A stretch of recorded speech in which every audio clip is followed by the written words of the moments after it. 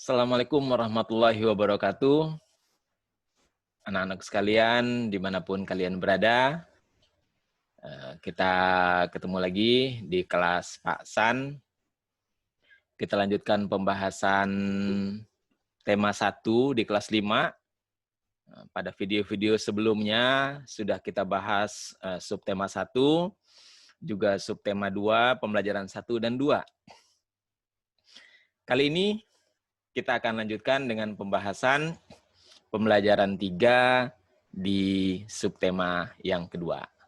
Oke, mari sama-sama kalian yang sudah punya buku, dibuka bukunya. Kita lihat buku tema 1 kelas 5. Ini adalah buku tema 1 kelas 5, organ gerak hewan dan manusia. Ya, kita lanjut ke halaman yang berisi pembelajaran 3. Ya, nah ini pembelajaran 3 subtema 2. Pembelajaran 3 ini nanti akan terkait dengan IPS, PKN, dan bahasa Indonesia. Ya, untuk IPS diharapkan kamu nanti mampu mengidentifikasi ya karakteristik geografis Indonesia sebagai negara kepulauan ya atau negara maritim dan negara agraris gitu. Untuk PKN kamu diharapkan mampu mengidentifikasi nilai-nilai Pancasila dalam kehidupan sehari-hari, dan untuk bahasa Indonesia sama seperti sebelumnya menentukan pokok pikiran atau ide pokok dalam teks lisan dan tulisan. Nah, kita lihat ini pembelajaran 3. Di sini ada gambar pemandangan yang bagus sekali ya. Ini adalah salah satu pemandangan di Indonesia. Indonesia merupakan bangsa yang dikaruniai Tuhan dengan sumber daya alam yang sangat beragam dan melimpah. Ya. Ini patut kita syukuri. Indonesia merupakan bangsa yang dikaruniai Tuhan dengan sumber daya alam yang sangat beragam dan melimpah. Mulai dari keragaman potensi alamnya, ya potensi alam di situ bisa kekayaan alam, ya, bisa berupa hasil tambang yang ada di perut bumi, juga flora faunanya yang ada di permukaan, bahkan yang di lautan, ya, dan lain sebagainya. Itu potensi alam yang luar biasa. Bahkan juga keadaan penduduknya, ya, keragaman penduduknya, ya, itu juga merupakan hal yang sangat luar biasa buat kita yang menjadi warga negara Indonesia, memiliki bangsa Indonesia. Oke? Nah, inilah kewajiban kita. Sudahkah semua itu dimanfaatkan secara bertanggung jawab? Ya, karena pemanfaatan yang bertanggung jawab akan menjadikan semua potensi, semua keberagaman dan kekayaan ini akan terus berlangsung selamanya, insya Allah. Oke, kita lanjut. Bagaimana sih sebenarnya wilayah Indonesia itu? Ya, di sini ketika Beni nih bersama Pak Anto, ya cerita sebelumnya kan Beni bersepeda, kemudian ada Pak Anto di kebunnya, dibantuin panennya. Nah, kemudian mereka lagi duduk-duduk ya, sedang beristirahat. Nah, disitulah kemudian Beni dan Pak Anto menyaksikan pemandangan yang luar biasa, ya. Nah, Beni, kekayaan dan keragaman yang dimiliki bangsa Indonesia tidak sebatas sumber daya alam saja, ya, namun juga kondisi kependudukannya. Nah, jumlah penduduk Indonesia sekarang sekitar 254 juta jiwa. Jadi sekarang penduduk Indonesia jumlahnya kurang lebih 254 juta jiwa. Jumlah yang sangat banyak, sangat besar, dan itu juga sebuah potensi. Kalau penduduk sebanyak ini bisa berkarya, maka Indonesia akan lebih maju lagi. Ya, nah, penduduk tersebut tersebar ya hampir di 13.466 ribu pulau.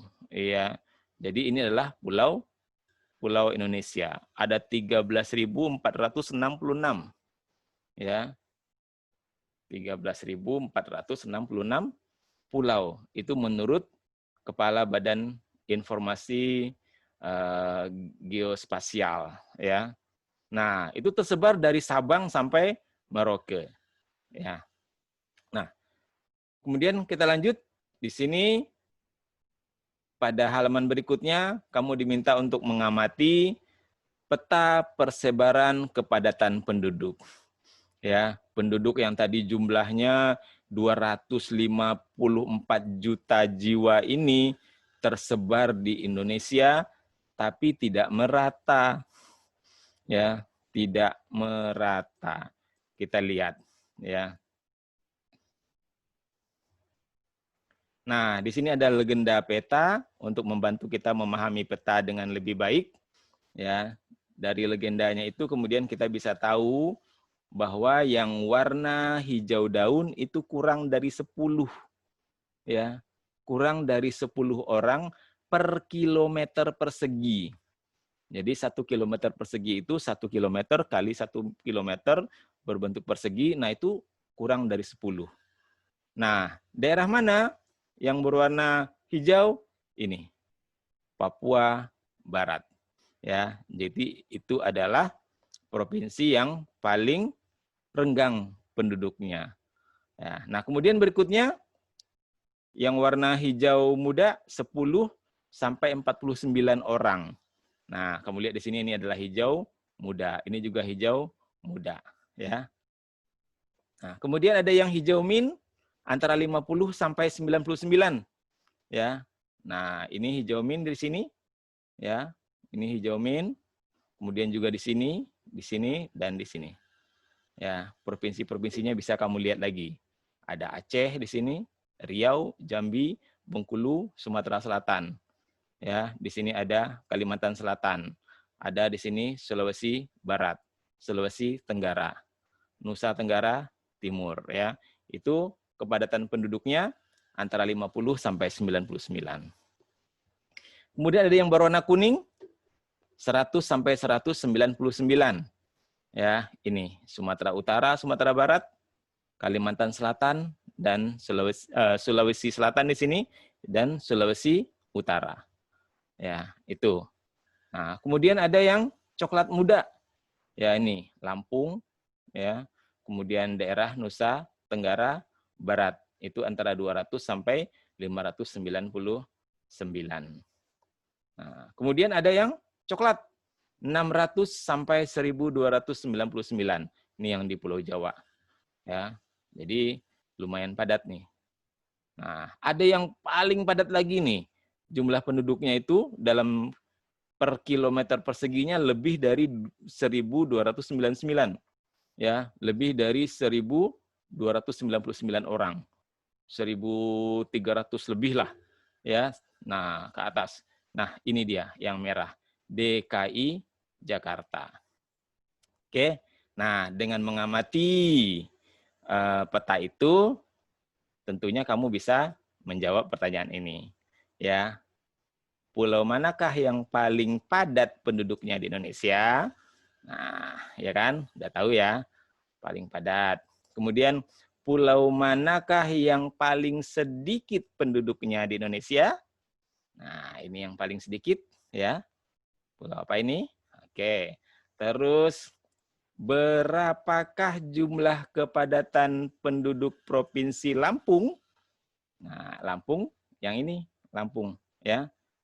Ujung Pulau Sumatera ya, yang paling selatan. Jadi ada Sumatera Selatan, di bawahnya ada Lampung. Nah, ini berapa? Berarti yang ini warnanya. Ya.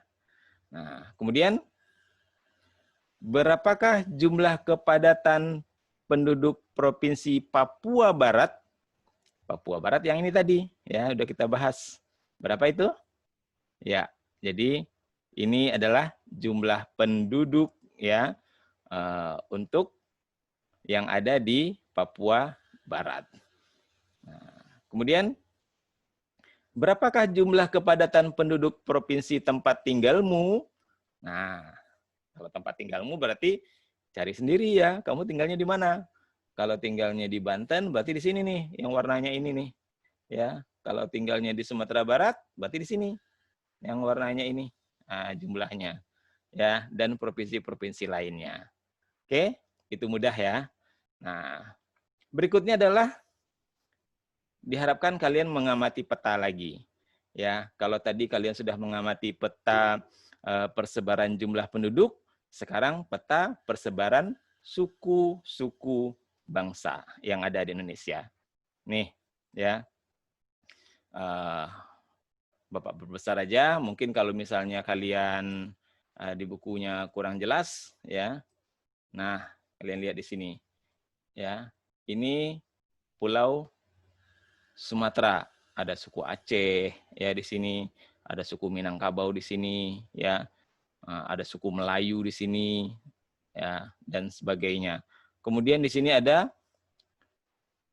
Pulau Jawa, ya, ada suku Jawa di sini, ya, ada Sunda, ada Baduy, ya, kemudian ada Betawi, ada Banten, ada Madura. Kemudian di sini berikutnya, ya, ada di Pulau Bali itu.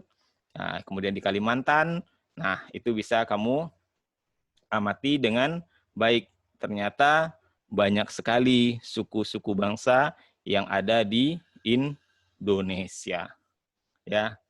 Dan itu adalah kekayaan. Ya. Jumlah yang banyak itu kalau bisa kita manfaatkan, itu akan menjadi keragaman yang luar biasa. Oke, kita lanjut. Nah, berikutnya adalah ayo berlatih. Nah, apa latihannya? Pasangkan antara pulau dan suku bangsa yang tepat dengan menarik garis di sini. Nah, ini ada Pulau Jawa. Kamu lihat di sini, mana ya yang sesuai dengan Pulau Jawa? Tadi yang diminta adalah suku bangsa yang tepat. Dengan melihat karakter ya, pakaiannya, dandanannya, ya, adat istiadatnya tergambar di situ, maka kamu bisa tahu tuh, ya. Nah, misalnya kalau seperti ini nih, ya, ini kira-kira suku mana? Oh, Papua misalnya. Berarti Papua ada di, nah, sini. Ya, ini adalah Pulau Papua. Ya, ini Pulau Papua. Kalau yang ini, wah, ada Blangkon, ada apa nih, konde-konde dengan pakaian kebayanya, keris. Ini suku apa ya? Oh, Jawa mungkin nih. Ya, berarti cari Pulau Jawa. Oh, berarti yang sini, tarik garis, ya. Kemudian kalau yang ini, oh ini ada ulos nih. Ulos. Kemudian gerakan tangannya seperti gerakan tangan tortor. Berarti suku mana ini ya? Nah, ya. Suku yang ada di Sumatera Utara. Iya, berarti Pulau Sumatera dan lain sebagainya. Ya, kalian bisa mati dengan lebih baik. Kemudian berikutnya adalah kalian diminta untuk berdiskusi. Ya. Berdiskusi tentang keragaman suku, tapi sekarang terkait dengan agamanya. Ya, saat ini ada 6 agama yang diakui oleh pemerintah. Agama itu adalah Islam, Kristen, Katolik, Buddha, Hindu, dan Konghucu. Dan itu tersebar ya di Indonesia. Nah, di sini Islam itu daerah mana saja, Katolik daerah mana saja, bisa kamu warnain peta yang kosong ini. Ya, warnain. sesuai dengan warna-warna yang ada. Nah, kalau misalnya kamu karena belajar di rumah tidak ada teman diskusi, ya boleh cari informasi ya di internet, cari. Nah, misalnya seperti ini. Bapak udah temukan misalnya di Wikipedia Indonesia ya. Ini oh Islam ternyata di sini. Yang hijau nih Islam.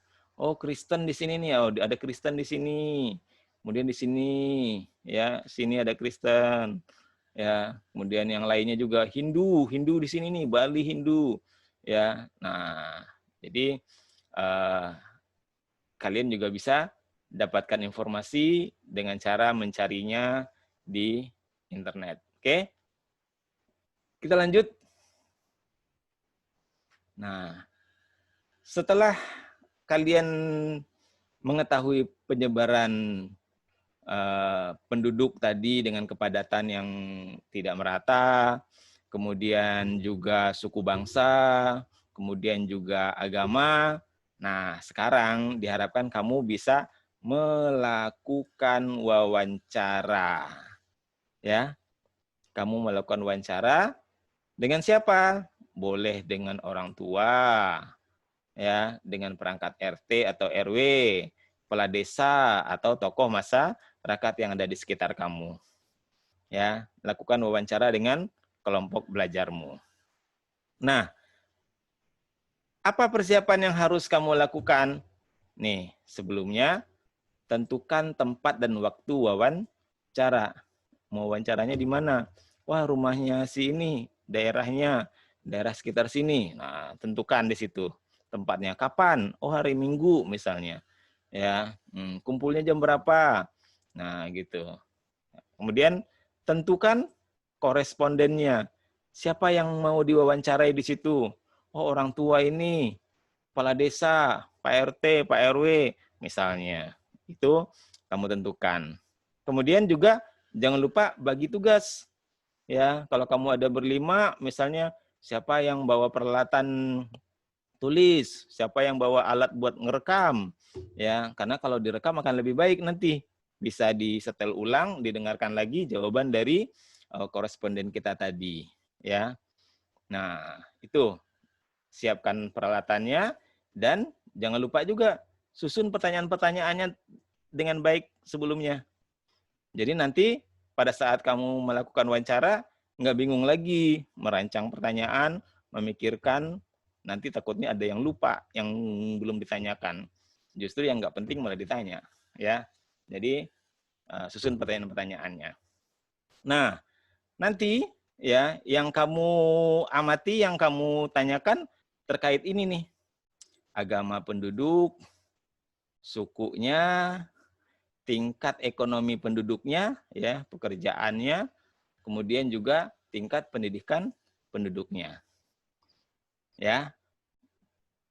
Nah, judulnya terserah kamu, boleh kayak gini, Desaku yang Kaya misalnya. Karena apa? Karena temanya adalah wilayah tempat tinggalku adalah Indonesia kecil. Itu tema wawancaranya. Tapi nanti hasilnya terserah kamu judulnya. Oke? Nah, ada dua hal yang harus kamu laporkan dari hasil pengamatan dan wawancara itu. Pertama, hal fisik, yaitu luas wilayahnya, batas-batas wilayahnya, dan kondisi alam di wilayah tersebut. Sedangkan untuk non-fisik, ya agama penduduknya, ya berapa persen misalnya yang beragama Islam, kemudian beragama lainnya juga, kemudian suku penduduk, yang paling banyak di situ suku apa, ya. Nah, kamu laporkan di sini. Terus tingkat ekonomi penduduk, ya. Nah, pekerjaan yang banyak di situ sebagai apa? Orang-orang yang tinggal di situ, apakah sebagai petani, sebagai nelayan, sebagai pedagang, pegawai, dan lain sebagainya.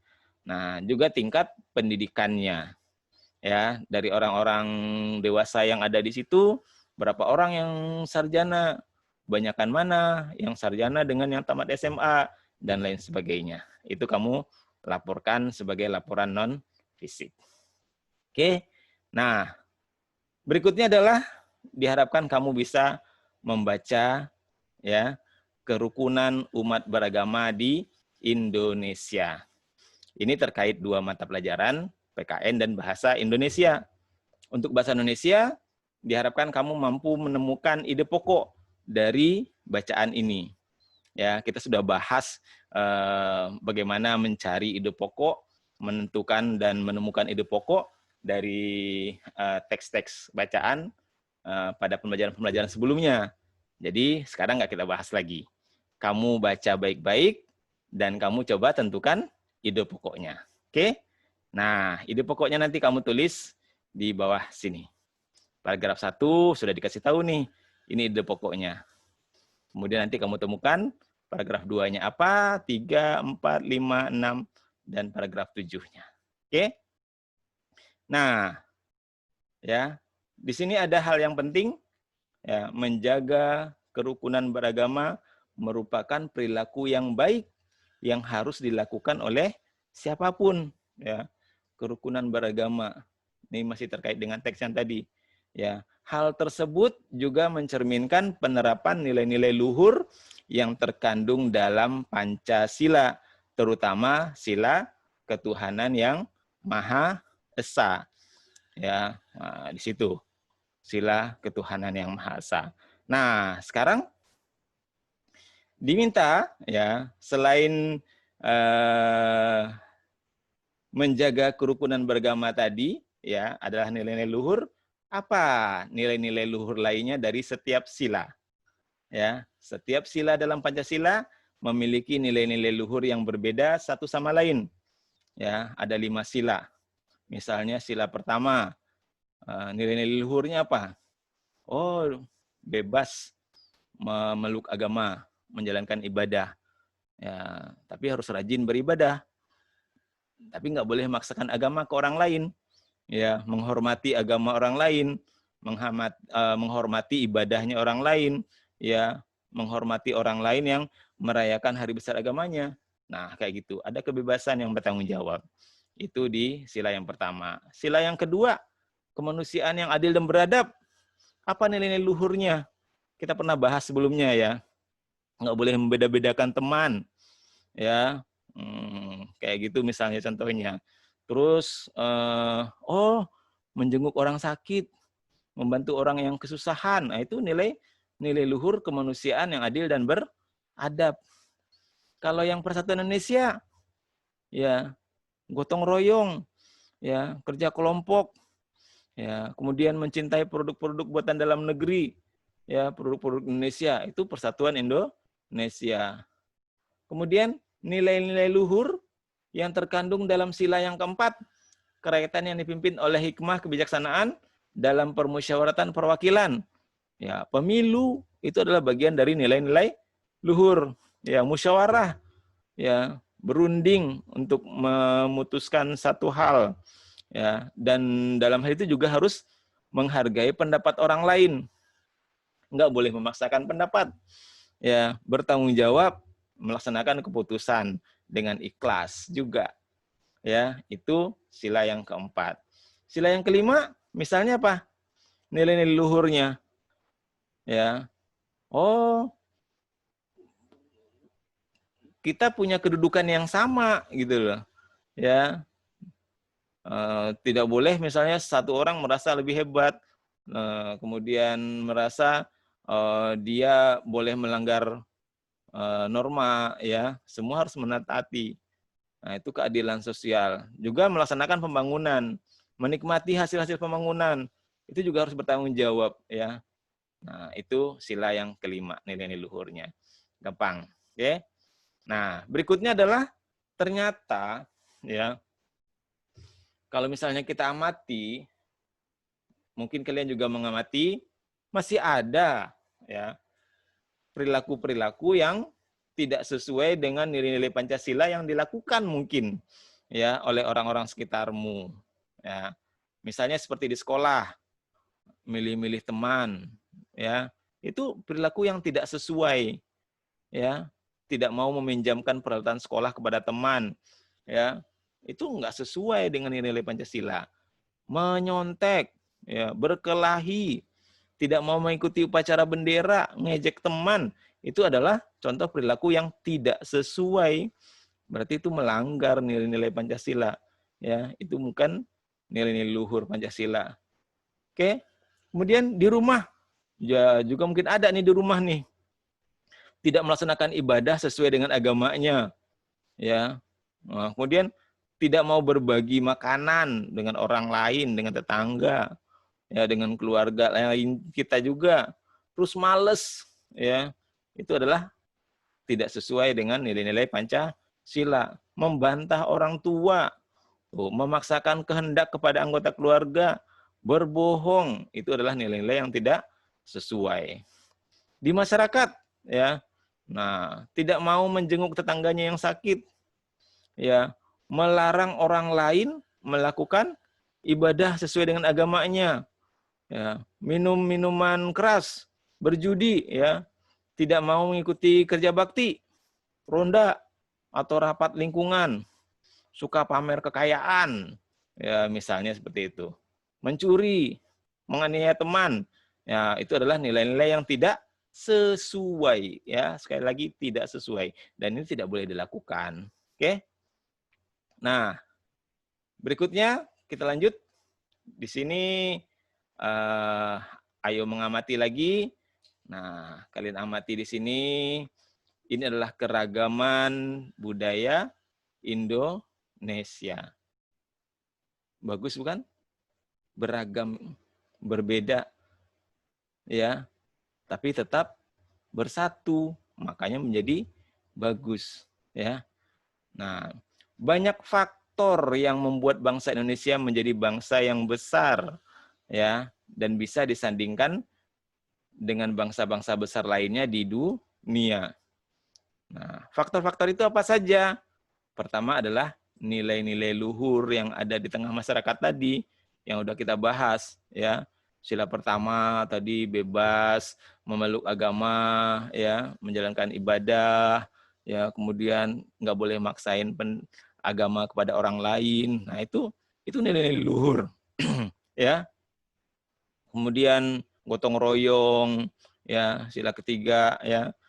Kemudian ada pemilu yang sesuai dengan sila keempat, ya, dan lain sebagainya. Itu nilai-nilai luhur. Itu adalah faktor yang membuat bangsa Indonesia menjadi bangsa yang besar. Nah, kemudian juga wilayahnya yang luas.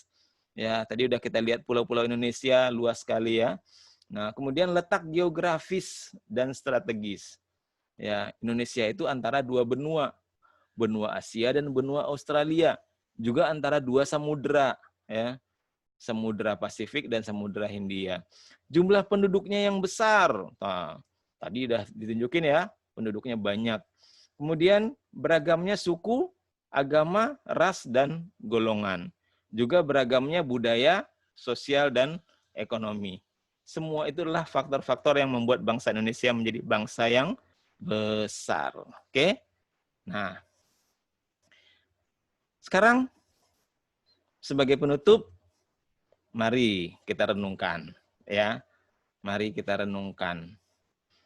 Dengan mempelajari kondisi kependudukan dan geografis alam Indonesia, kita makin bangga dan bersyukur menjadi warga Indonesia. Ya, bangga kita harusnya jadi bangsa Indonesia, menjadi warga negara Indonesia. Bersyukur kita kepada Tuhan Yang Maha Esa, kepada Allah Subhanahu wa taala dengan kekayaan alam yang melimpah, dengan wilayah yang luas, yang indah, ya, dengan keberagaman yang luar biasa.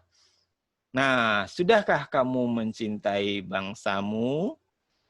Nah, tuliskan sikap dan perilakumu yang menunjukkan bahwa kamu cinta tanah air.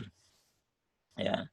Apa sikap dan perilakumu yang menunjukkan bahwa kamu cinta tanah air? Tuliskan di sini. Oh, aku cinta tanah air.